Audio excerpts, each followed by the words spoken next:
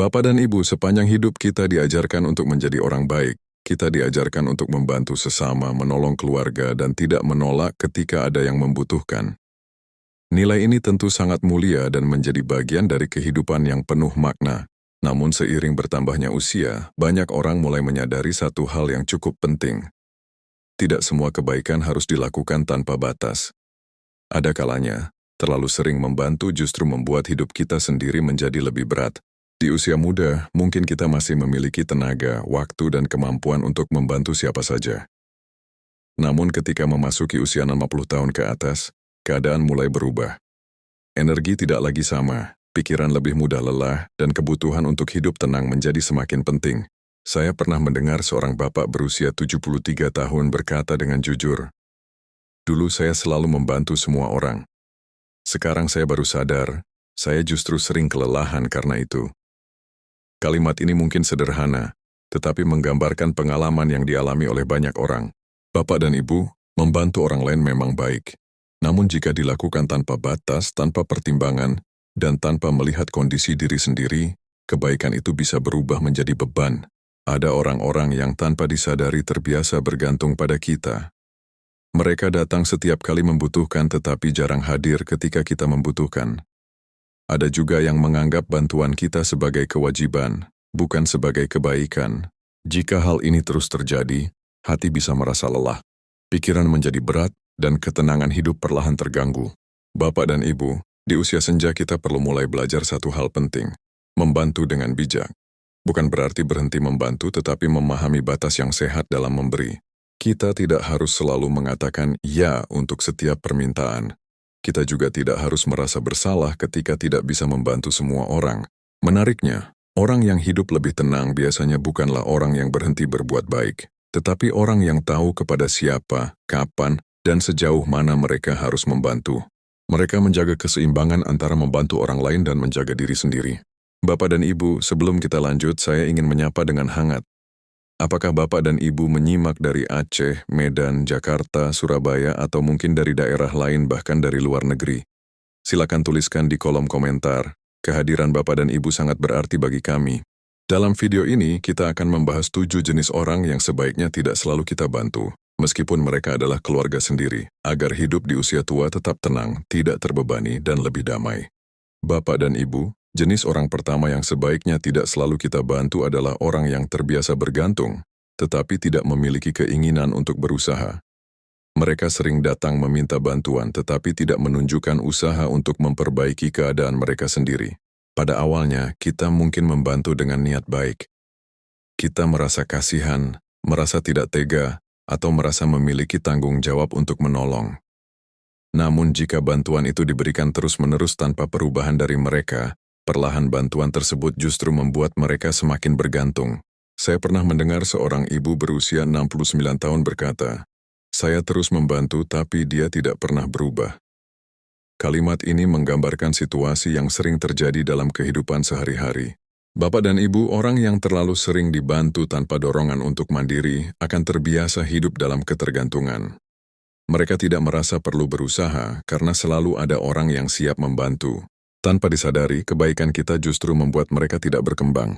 Di sisi lain, kita yang terus membantu akan mulai merasa lelah. Energi terkuras, pikiran terbebani, dan kadang muncul perasaan tidak dihargai. Apalagi di usia senja, ketika tenaga sudah tidak sekuat dulu, kondisi seperti ini bisa sangat melelahkan secara batin. Bapak dan Ibu, membantu orang lain seharusnya membantu mereka menjadi lebih baik, bukan membuat mereka semakin bergantung. Bantuan yang bijak adalah bantuan yang mendorong seseorang untuk berdiri di atas kakinya sendiri. Jika seseorang tidak menunjukkan usaha terus mengulang kebiasaan yang sama, dan selalu mengandalkan kita, maka mungkin sudah saatnya kita mulai mengurangi bantuan tersebut secara perlahan. Bukan karena kita tidak peduli, tetapi karena kita ingin mereka belajar bertanggung jawab atas hidup mereka sendiri. Bapak dan Ibu, orang yang bijak biasanya memahami bahwa tidak semua bantuan itu baik jika diberikan tanpa batas. Kadang-kadang tidak membantu justru menjadi bentuk kebaikan yang lebih besar. Dengan cara ini, kita tidak hanya menjaga diri kita sendiri, tetapi juga memberi kesempatan kepada orang tersebut untuk belajar mandiri. Bapak dan Ibu, jenis orang berikutnya yang sebaiknya tidak selalu kita bantu adalah orang yang tidak pernah merasa cukup dan tidak pernah bersyukur. Mereka sering menerima bantuan, tetapi tidak pernah benar-benar menghargainya. Pada awalnya kita mungkin membantu dengan tulus. Kita berharap bantuan tersebut bisa meringankan beban mereka. Namun seiring waktu, kita mulai menyadari bahwa apapun yang kita berikan seolah-olah tidak pernah cukup. Saya pernah mendengar seorang bapak berusia 70 tahun berkata, "Saya sudah banyak membantu tapi dia tetap merasa kurang." Kalimat ini menggambarkan situasi yang cukup sering terjadi dalam kehidupan. Bapak dan Ibu, orang yang tidak memiliki rasa syukur biasanya akan terus merasa kekurangan, meskipun sudah banyak menerima. Mereka lebih fokus pada apa yang belum mereka miliki, bukan pada apa yang sudah mereka dapatkan. Akibatnya, bantuan yang kita berikan tidak pernah benar-benar memberikan kepuasan bagi mereka. Bahkan kadang mereka justru menganggap bantuan tersebut sebagai sesuatu yang biasa saja. Jika kondisi ini terus berlangsung, kita bisa merasa lelah secara batin. Kebaikan yang kita berikan tidak terasa berarti, dan hati mulai merasa tidak dihargai. Bapak dan Ibu, di usia senja menjaga ketenangan hati jauh lebih penting daripada terus berusaha menyenangkan orang yang tidak pernah merasa cukup. Kita tidak harus berhenti menjadi orang baik, tetapi kita perlu belajar memberi dengan bijak, bukan memberi tanpa batas. Orang yang tidak pernah bersyukur biasanya juga sulit berubah jika tidak ada kesadaran dari dalam dirinya sendiri. Bantuan sebanyak apapun tidak akan cukup jika pola pikirnya tidak berubah. Karena itu, terus membantu tanpa batas sering justru membuat kita terjebak dalam situasi yang melelahkan. Bapak dan Ibu, orang yang hidup lebih tenang biasanya memahami bahwa tidak semua orang bisa kita bantu dengan cara yang sama. Ada kalanya kita perlu menjaga jarak agar tidak terus-menerus berada dalam hubungan yang menguras energi. Dengan cara ini kita tetap bisa menjaga kebaikan hati, tetapi juga melindungi ketenangan hidup kita sendiri. Bapak dan Ibu, jenis orang berikutnya yang sebaiknya tidak selalu kita bantu adalah orang yang terus mengulangi kesalahan yang sama, meskipun sudah sering diberi bantuan dan nasihat. Pada awalnya, kita mungkin merasa iba. Kita melihat mereka mengalami kesulitan, lalu kita membantu dengan harapan mereka bisa belajar dari pengalaman tersebut. Namun setelah dibantu, mereka kembali melakukan hal yang sama, dan akhirnya kembali berada dalam masalah yang sama. Saya pernah mendengar seorang ibu berusia 68 tahun berkata, "Saya sudah bantu berkali-kali, tapi masalahnya selalu kembali lagi." Kalimat ini menggambarkan situasi yang cukup sering terjadi. Bapak dan Ibu, orang yang terus mengulang kesalahan biasanya bukan karena tidak tahu, tetapi karena tidak mau berubah. Mereka mungkin sudah diberi nasihat, sudah diberi kesempatan, bahkan sudah dibantu berkali-kali, tetapi tidak ada perubahan dalam sikap atau kebiasaan mereka. Jika kita terus membantu dalam kondisi seperti ini, tanpa disadari kita justru menjadi bagian dari siklus tersebut. Mereka merasa aman karena tahu akan selalu ada yang membantu ketika masalah muncul. Akibatnya, mereka tidak merasa perlu bertanggung jawab penuh atas keputusan yang mereka ambil. Bapak dan Ibu, di usia senja, kita tidak lagi memiliki energi yang sama untuk terus menghadapi masalah yang berulang. Membantu orang yang tidak mau berubah bisa menjadi beban yang sangat melelahkan secara batin. Bukan berarti kita tidak peduli, tetapi kita perlu memahami bahwa perubahan hanya bisa terjadi jika datang dari dalam diri mereka sendiri. Tanpa keinginan untuk berubah, bantuan apapun tidak akan membawa hasil yang berbeda. Bapak dan Ibu, orang yang bijak biasanya tahu kapan harus membantu dan kapan harus berhenti. Mereka tidak membiarkan diri mereka terus terjebak dalam situasi yang sama berulang kali. Kadang-kadang, memberikan jarak adalah cara terbaik untuk membuat seseorang belajar dari konsekuensi hidupnya sendiri. Dengan cara ini, kita tidak hanya melindungi diri kita sendiri, tetapi juga memberi mereka kesempatan untuk benar-benar belajar dan bertanggung jawab. Bapak dan Ibu, jenis orang berikutnya yang perlu kita sikapi dengan lebih bijak adalah orang yang hanya datang ketika membutuhkan sesuatu, tetapi menghilang ketika kita membutuhkan mereka. Pada awalnya, kita mungkin tidak terlalu menyadari pola ini. Mereka datang dengan sikap ramah, meminta bantuan dengan cara yang halus, dan kita membantu dengan tulus. Namun seiring waktu, kita mulai melihat pola yang sama berulang. Mereka jarang hadir dalam kehidupan kita ketika keadaan baik-baik saja. Mereka tidak bertanya kabar, tidak menunjukkan perhatian, dan tidak benar-benar terlibat dalam hubungan. Namun ketika mereka membutuhkan bantuan, mereka tiba-tiba muncul seolah-olah hubungan itu sangat dekat. Saya pernah mendengar seorang bapak berusia 72 tahun berkata dengan tenang, "Dia selalu ingat saya hanya saat butuh." Kalimat ini sederhana, tetapi sangat menggambarkan kenyataan yang sering terjadi. Bapak dan Ibu, hubungan yang sehat seharusnya memiliki keseimbangan. Ada memberi dan menerima, ada perhatian dua arah, dan ada rasa saling menghargai. Namun dalam hubungan seperti ini, yang terjadi justru sebaliknya. Kita terus memberi, sementara mereka hanya menerima. Kita menunjukkan kepedulian, tetapi mereka hanya datang ketika ada kepentingan. Jika hal ini terus dibiarkan, lama-kelamaan kita bisa merasa dimanfaatkan. Hati menjadi lelah, dan kebaikan yang kita berikan tidak lagi terasa ringan. Apalagi di usia senja, ketika kita lebih membutuhkan ketenangan daripada hubungan yang penuh kepentingan. Bapak dan Ibu, penting untuk memahami bahwa tidak semua orang yang datang dengan ramah memiliki niat yang sama. Ada yang datang karena tulus, tetapi ada juga yang datang karena kebutuhan. Orang yang hanya hadir saat membutuhkan biasanya tidak benar-benar melihat kita sebagai bagian penting dalam hidup mereka, tetapi lebih sebagai tempat untuk meminta bantuan. Jika kita terus memberikan tanpa batas, mereka akan terbiasa dengan pola tersebut. Bapak dan Ibu, orang yang hidup lebih tenang biasanya mulai belajar membedakan antara hubungan yang tulus dan hubungan yang hanya bersifat sementara. Mereka tetap bersikap baik, tetapi tidak lagi memberikan bantuan secara berlebihan kepada orang yang tidak pernah benar-benar hadir dalam hidup mereka. Kadang-kadang, mengurangi bantuan bukan berarti kita menjadi orang yang tidak peduli. Justru itu adalah cara untuk menjaga diri agar tidak terus-menerus berada dalam hubungan yang tidak seimbang. Dengan sikap seperti ini, kita bisa menjaga kebaikan hati tetapi juga melindungi ketenangan hidup kita sendiri. Bapak dan Ibu, jenis orang berikutnya yang sebaiknya tidak selalu kita bantu adalah orang yang sering menyalahkan kita atas masalah yang terjadi dalam hidup mereka. Bersama orang seperti ini, hati sering merasa lelah karena apapun yang kita lakukan seolah-olah tidak pernah benar. Pada awalnya, kita mungkin membantu dengan niat tulus. Kita ingin meringankan beban mereka, memberi saran, atau memberikan dukungan. Namun ketika keadaan tidak berjalan sesuai harapan mereka, yang terjadi justru kita yang disalahkan. Saya pernah mendengar seorang ibu berusia 71 tahun berkata, "Saya bantu dengan niat baik, tapi akhirnya saya yang dianggap penyebab." Kalimat ini sangat menyentuh, karena banyak orang mengalami situasi yang serupa. Bapak dan Ibu, orang seperti ini biasanya sulit bertanggung jawab atas hidupnya sendiri. Ketika ada masalah, mereka lebih mudah mencari orang lain untuk disalahkan daripada melihat keputusan dan sikap mereka sendiri. Jika kita terlalu sering membantu orang seperti ini, kita akan terus terjebak dalam hubungan yang melelahkan.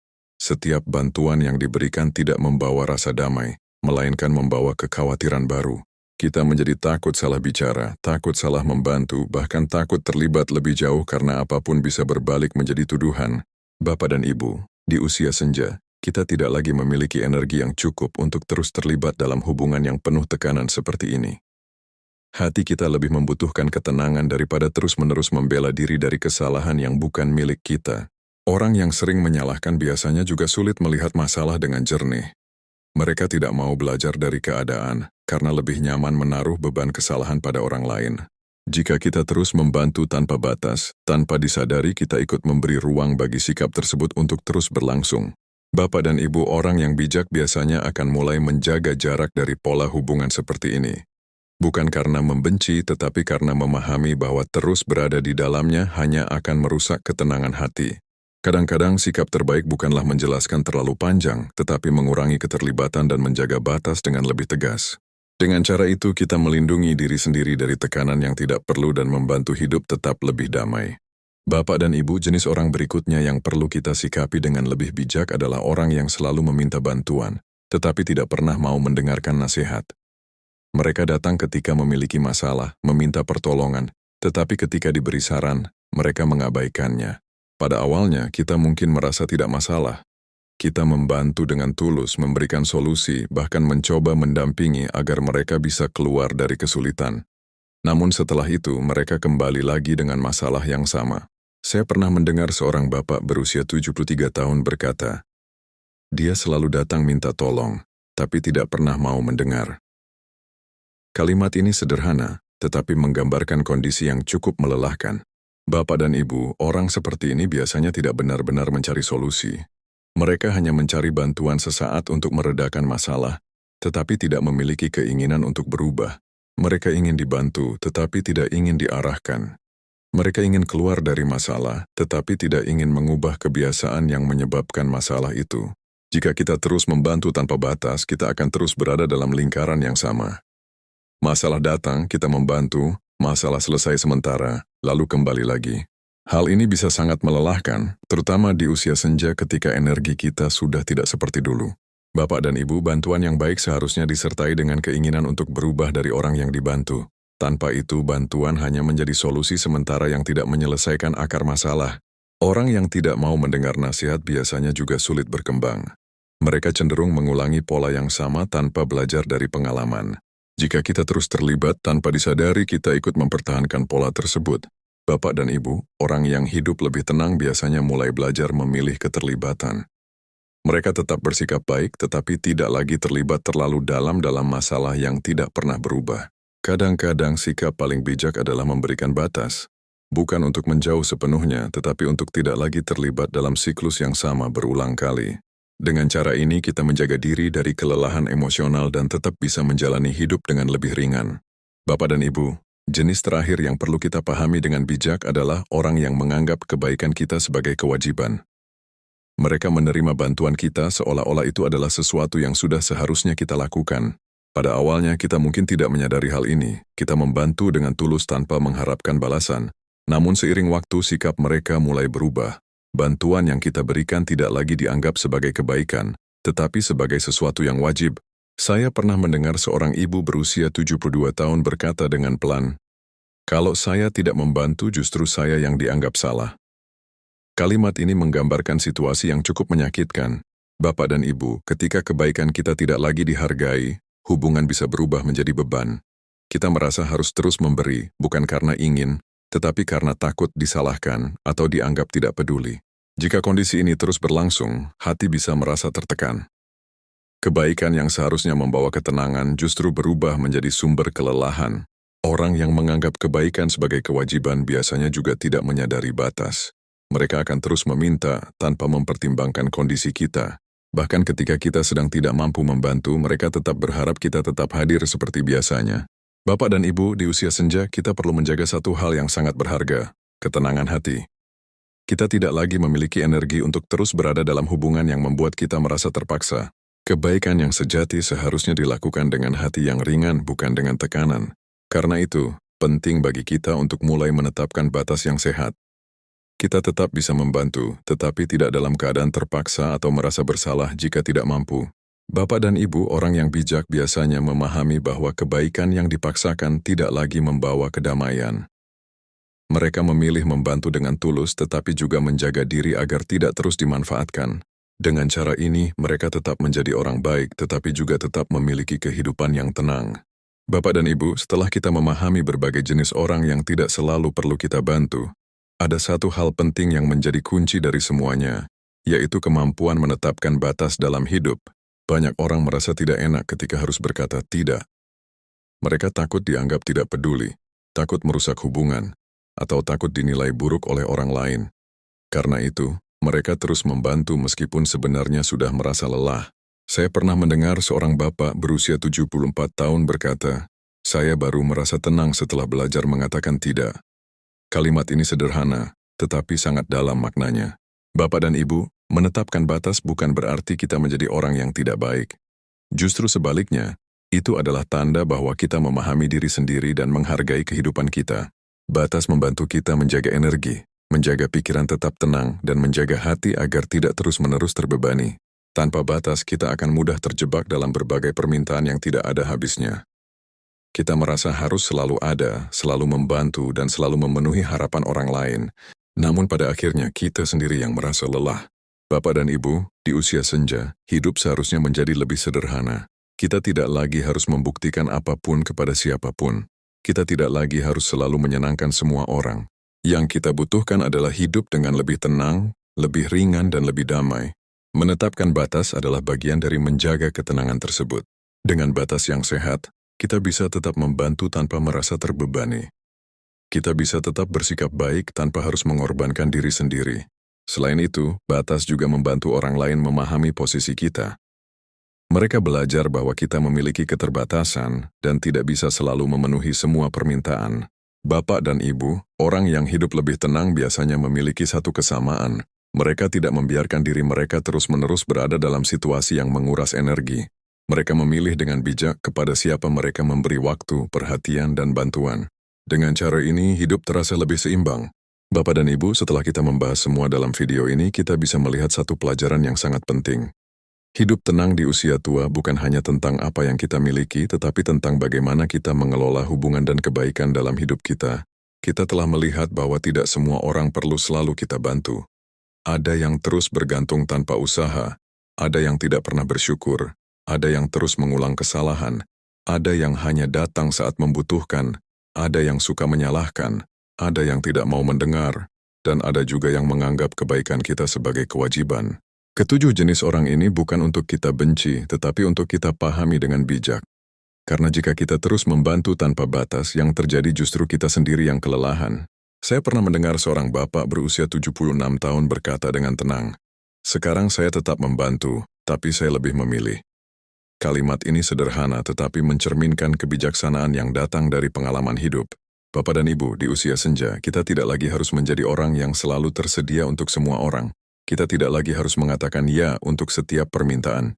Kita berhak menjaga diri, menjaga energi, dan menjaga ketenangan hati. Kebaikan tidak harus diukur dari seberapa banyak kita memberi, tetapi dari seberapa bijak kita memberi. Orang yang hidup lebih damai biasanya memahami hal ini. Mereka tetap memiliki hati yang baik, tetapi tidak membiarkan diri mereka terus dimanfaatkan. Mereka tetap membantu, tetapi tidak dalam keadaan terpaksa. Bapak dan Ibu, hidup yang tenang sering datang dari keputusan-keputusan kecil, dari keberanian untuk berkata cukup, dari kemampuan untuk menjaga batas, dan dari kebijaksanaan dalam memilih siapa yang layak kita bantu. Ketika kita mulai melakukan hal ini, hidup perlahan terasa lebih ringan. Pikiran tidak lagi terbebani, hati menjadi lebih lapang, dan hari-hari terasa lebih damai. Di usia tua, itulah yang paling berharga. Bapak dan Ibu, semoga pembahasan ini menjadi pengingat bahwa menjaga ketenangan hidup adalah bagian dari kebijaksanaan. Kita tetap bisa menjadi orang baik tanpa harus mengorbankan diri sendiri. Terima kasih sudah menyimak hingga akhir. Jika pembahasan seperti ini terasa bermanfaat, mari tetap bersama kami di Kesehatan Lansia TV, tempat kita belajar menjalani usia senja dengan lebih tenang, lebih bijak, dan lebih bermakna. Semoga Bapak dan Ibu selalu diberikan kesehatan, kedamaian hati, dan kehidupan yang penuh ketenangan.